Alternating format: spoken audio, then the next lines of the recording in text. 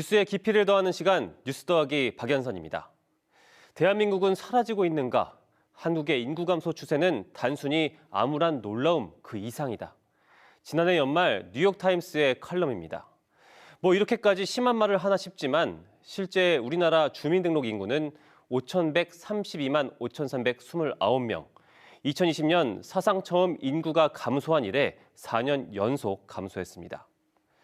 더 큰 문제는 고령화 속도입니다. 우리 사회가 늙어가고 있다는 사실은 수치로 여실히 드러나고 있는데요. 지난해 70대 이상 인구가 20대 인구를 앞질렀는데 인구 통계 집계 이후 처음입니다. 행정안전부가 어제 발표한 자료에 따르면 70대 이상 인구는 632만 명, 20대는 620만 명입니다. 비율로 보면 50대가 16.94%로 가장 많았고 40대, 60대가 그 뒤를 이었습니다.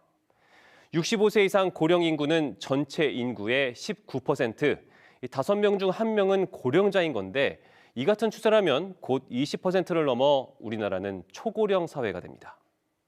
지역별로 살펴보면 17개 시도 가운데 8곳이 이미 초고령 사회로 진입했고 나머지 8곳도 고령 사회입니다.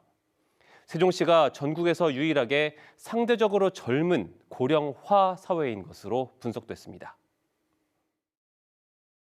진입을 하게 되는데 이 문제는 해결할 도리가 따로 없습니다. 우리나라에 저출산 고령사회위원회가 있는데 있으나마나한 부서가 돼버렸고 문제가 누적이 되면 그거는 회복할 수가 없는 게 인구 문제입니다. 수도권과 비수도권의 인구 격차 역시 70만 명으로 역대 최고 기록을 갈아치웠습니다. 정부가 지방시대를 선포하고 지자체마다 권역별 메가시티 구축전을 벌이고 있지만 고령화, 지방소멸이 더 심각해지고 있는 겁니다.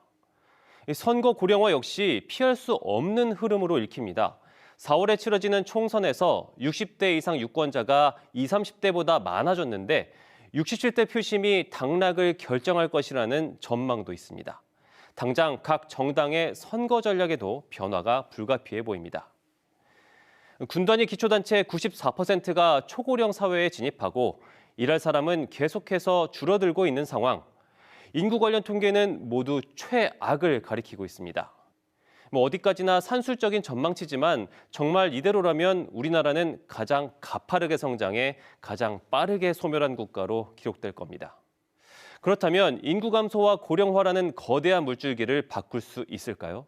정부의 대책도 들어봐야겠습니다. 지역별로 이제 좀 이게 그 인구 감소되는 그 지역도 지금 심화되고 있기 때문에 인구 감소 지역에 좀 추이를 조금 더 정밀하게 분석해서 좀 정책적인 그런 그 시사점이나 그런 걸 좀 얻어서 좀 정책에 반영하는 걸로 그렇게